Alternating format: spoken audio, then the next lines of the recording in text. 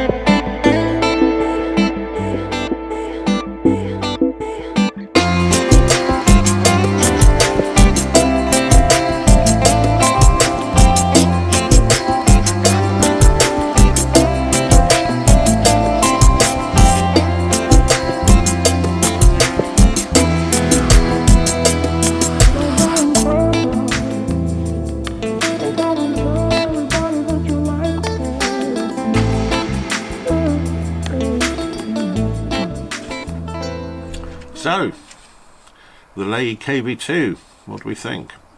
Right, first of all, instructions. They're actually pretty good. They're pretty bare bones. There's nothing particularly exciting about them. However, it's full colour, which does make life a little better. And they're pretty clear all the way through. So I have no issues with those whatsoever. In fact, the build on this is the total opposite of the Dicker Max that I also did by Leyi. That one it had no base underneath, it was hollow, it was incredibly fragile to build in places, and was just a bit of a nightmare. But you did get a half decent looking model at the end of it, all but a model that you can't really touch or do anything with. And this is the total opposite. This is actually pretty solid. There's nowhere really that's fragile on here. Even these pieces that hang over the tracks are, while they're a little fragile when you first put them on, by the time you've built things up, it's really not too bad at all. So yeah, total opposite of the Dicker Max. I say, really nice build. Really not simple, but things go how you would expect them to go. I mean, whoever's designed this knows what they're doing, and that really does help. However, there are a few issues. But first of all, there was nothing missing. There was no warpage, no discoloration. So the things that aren't quite right on this, well, first of all, to my eye, it's the stickers. And the stickers are a decent quality, which is quite ironic that you have the Leyi models, which are the cheaper models, and 12Go, who are owned by Leyi, have really rubbish decals. And the 12Go is supposed to be the premium brand out of the two. Go figure. So these stickers are, I mean, they're good stickers. They're quite well detailed. The trouble is, on this particular tank, you've got obviously an olive colour for the bricks, and the stickers, their background colour is more of a gold. So it does stand out a little bit, and not in the good way. The other thing that sort of stands out to me as well is, well, the turret, first of all, is, I mean, it is just a block. and it has no real shape to it as such, at least with if I show you the difference between that and the Wange, it does have on the Wange some slight angling, which the real thing has.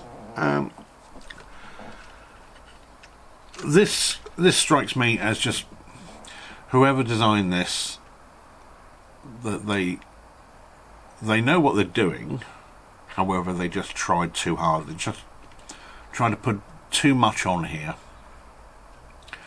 and trying to make a relatively cheap model into something that it's not. They're trying to make it into almost a premium, highly detailed model, and the trouble is that with the size of it, I mean, it's not massively bigger than the Wange, a couple of centimetres longer and maybe a centimetre wider.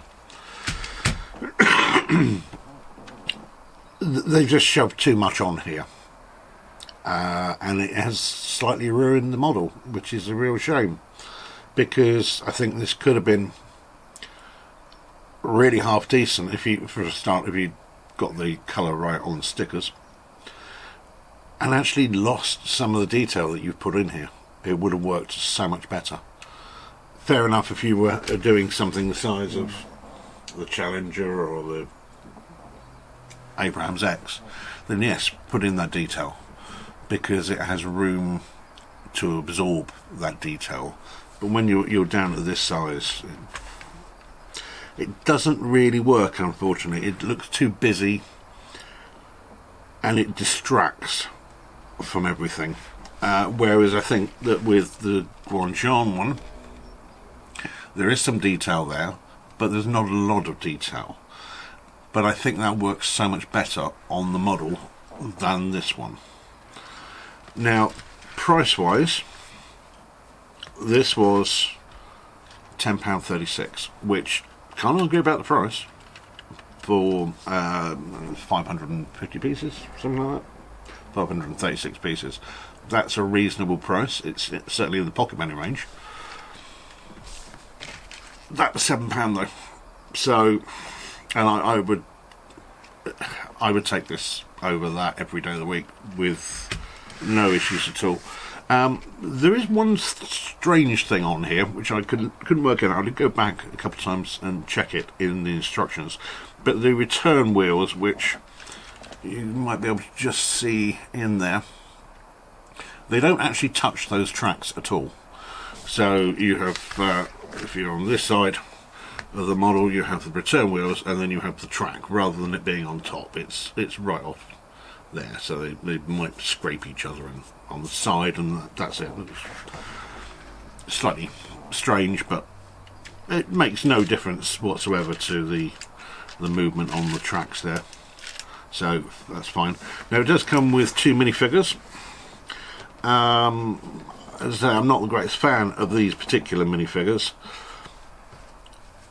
because they are the two-faced ones, and that's fine if you've got something like this guy who's got a helmet that covers the back face, but whatever. So while I applaud Leyi for certainly doing a better model and by far the better build in comparison to some of their previous models, not quite there, unfortunately, and I do feel a little bit bad about slating this and saying there is definitely a better KV2 out there, but unfortunately I really have to. But there you go, that's the Leyi KV2. So hopefully you've liked this video. If you have, please like and subscribe to the channel, and I'll catch you again.